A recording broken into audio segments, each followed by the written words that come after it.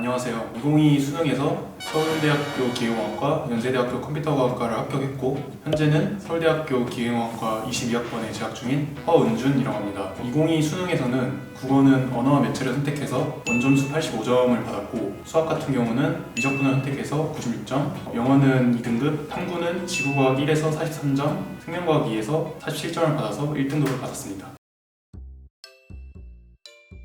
하루 전체 공부 시간이 9시간에서 11시간 정도 된다고 말을 했었는데 국어와 수학 공부를 제외하고 나면 보통 2-3시간이 남아요. 그래서 3시간이 남는다고 가정을 했을 때 하루는 지구과학 1을 1시간, 생명과학 2를 2시간, 또 하루는 지구과학 1을 2시간, 생명과학 2를 1시간, 이런 식으로 분배를 해서 공부를 했었습니다.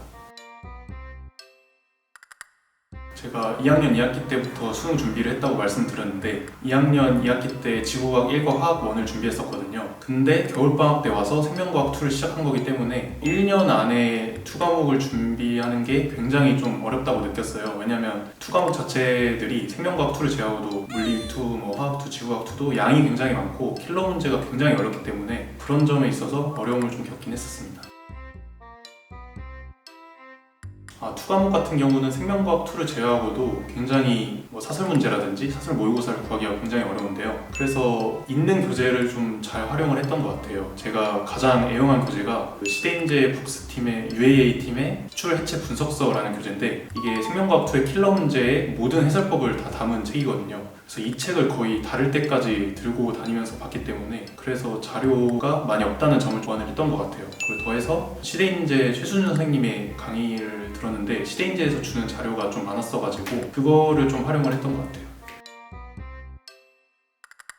상반기에는 아무래도 탐구 같은 경우에는 개념 공부가 거의 80~90%를 차지한다고 생각하기 때문에 개념 공부에 좀 초점을 맞춰서 학습을 진행했고요. 후반기에는 개념을 활용한 문제 풀이 그리고 킬러 문제 풀이까지 주안점을 좀 둬서 공부를 했습니다.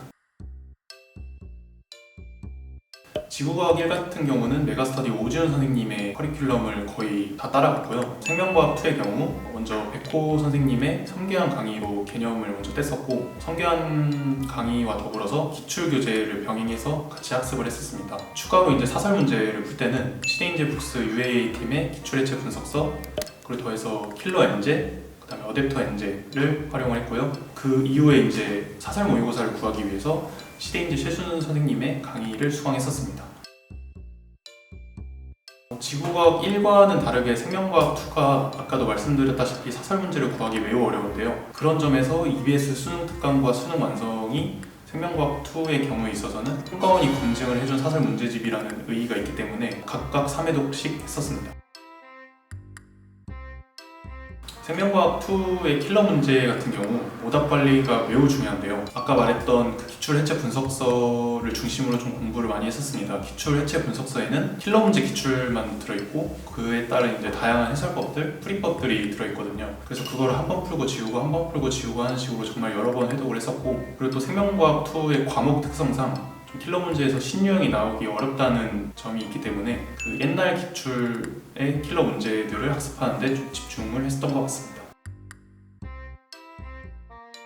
생명과학 2에 있어서 저만의 특별한 공부법을 이야기하자면 메가스터디 백호 선생님께서 추천을 해주신 백지노트 공부법이라고 얘기하고 싶어요. 생명과학 2는 총 15문제의 개념 문제와 5문제의 킬러 문제로 이루어져 있는데요. 이 5문제의 킬러 문제를 푸는 것도 굉장히 중요하겠지만 이 15문제의 개념 문제를 얼마나 빠른 시간 안에 얼마나 정확하게 풀어내는가가 또 매우 중요합니다. 그래서 이 개념 문제를 정확하게 맞추기 위해서 이 백지노트 공부법을 사용했습니다. 백지노트 공부법은 정말 아무것도 없는 백지에 대단원부터 소단원 그리고 아주 세세한 내용까지를 머릿속에 있는 내용을 모두 적는 겁니다. 물론 처음에는 모든 내용을 적을 수는 없겠죠. 그래서 처음에 백지노트에다가 내가 아는 한 모든 것을 적고 실제 개념 책과 비교를 해보면서 빨간 펜으로 채워넣는 등의 연습을 하고 그렇게 하다 보면은 나중에는 빨간 펜으로 쓴 흔적 없이 오로지 이제 검은 펜으로 쓴 백지노트를 볼 수 있을 정도로 공부를 했습니다.